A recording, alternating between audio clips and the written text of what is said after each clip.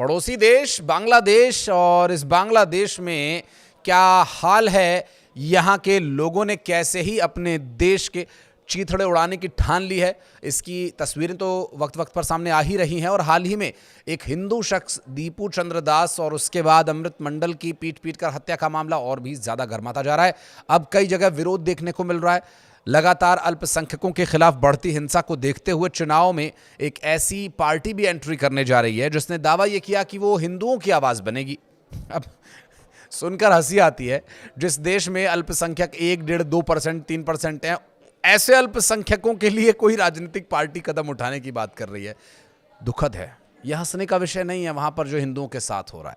हंसी सिर्फ राजनीतिक बात पर, जो राजनीतिक बयानबाजियों पर आ रही है, उसके पीछे की कहानी क्या, चलिए समझने की कोशिश करते हैं। दरअसल देश में फरवरी में चुनाव होने हैं और चुनाव से पहले अल्पसंख्यकों का प्रतिनिधित्व करने वाली एक नई राजनीतिक पार्टी बनाई गई है और इस पार्टी का नाम है बांग्लादेश माइनॉरिटीज जनता पार्टी। ठीक है, BMJP। इसने इस साल अप्रैल में चुनाव के लिए अपना पंजीकरण कराया।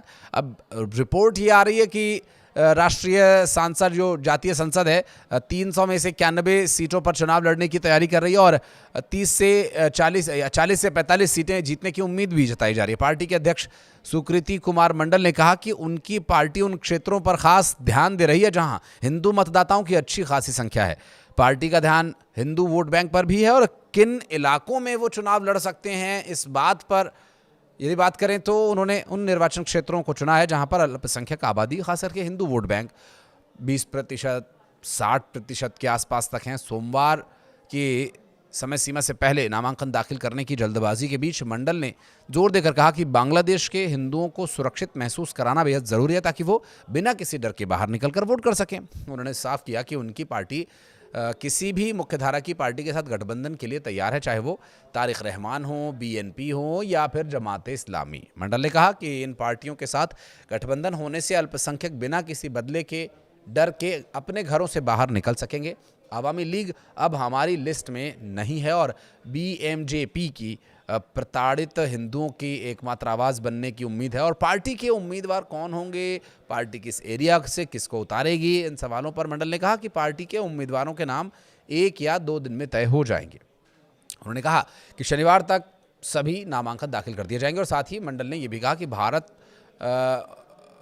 को ढाका के प्रति अपना रुख बदलना चाहिए और पूर्व प्रधानमंत्री शेख हसीना के नेतृत्व वाली अवामी लीग का समर्थन करने के बजाय सिर्फ हिंदू के मुद्दे का समर्थन करना चाहिए। मंडल ने कहा कि अगर भारत अवामी लीग समर्थक रुख से हटता है तो बांग्लादेश की मुख्यधारा की पार्टियां इसे गंभीरता से लेंगी। भारत को ये समझना चाहिए कि BMJP ही अल्पसंख्यकों की एकमात्र आवाज़ है। उन्होंने कहा कि भारत के रुख में बदलाव से नई दिल्ली को लेकर बांग्लादेश की सोच में भी बदलाव आ सकता है। आरोप भी लगाया कि अवामी लीग ने सत्ता में आने के लिए भारत का इस्तेमाल किया। अब पार्टी का एजेंडा क्या है, पार्टी के 5 सूत्रीय एजेंडे की यदि बात करें तो बांग्लादेश के लिए काम करना, देश को 5 प्रांतों में बांटकर संघीय व्यवस्था लागू करना, ये सब बातें कही गई मंडल के द्वारा। और प्रत्येक प्रांत के मौलिक संवैधानिक अधिकारों को सुनिश्चित करना भी इसमें शामिल है। पाठ्य पुस्तकों में धर्मनिरपेक्ष और वैज्ञानिक सोच के आधार पर बदलाव, अल्पसंख्यकों के लिए ये समान अवसर हो और न्यायपूर्ण उनका जीवन हो, अधिकार उनका सुनिश्चित हो। मंडल ने कहा कि पार्टी भेदभाव से मुक्त एक सामाजिक व्यवस्था बनाने पर ध्यान देगी। उन्होंने ये भी कहा कि पाकिस्तान शासन के दौरान बना एक एनिमी प्रॉपर्टी एक्ट अब हिंदुओं को निशाना बनाने के लिए इस्तेमाल किया जा रहा है। लाखों एकड़ हिंदू जमीन छिन चुकी है और संपत्ति पर कब्जा किया जा चुका है। निजी दुश्मनी, जबरन धर्मांतरण, पूजा स्थलों के में अंदर आगजनी जैसी वारदातों के चलते अनगिनत परिवार बर्बाद हो चुके हैं और ये सब रोज की घटना हो चुकी है। उन्होंने ये भी कहा कि बांग्लादेश में करीब 2.5 करोड़ हिंदू हैं, वो यहीं बने रहेंगे। उनका कहना है कि मुख्यधारा में रहना ही समाधान हो सकता है। मंडल ने कहा कि कई निर्वाचन क्षेत्रों में हिंदू आबादी अच्छी खासी संख्या में है। पहले वो आवामी लीग का समर्थन करते थे, अगर उन्हें हमारे लिए वोट डालकर बाहर आना है तो मुख्यधारा की किसी पार्टी को हमारे साथ गठबंधन करने की घोषणा करनी होगी। ये बांग्लादेश है, कुत्ते की दुम, बांग्लादेश, पाकिस्तान, बाकी आप समझदार हैं। चलिए फिर भी क्लियर कर देता हूँ, कभी सीधे नहीं हो सकते। धन्यवाद।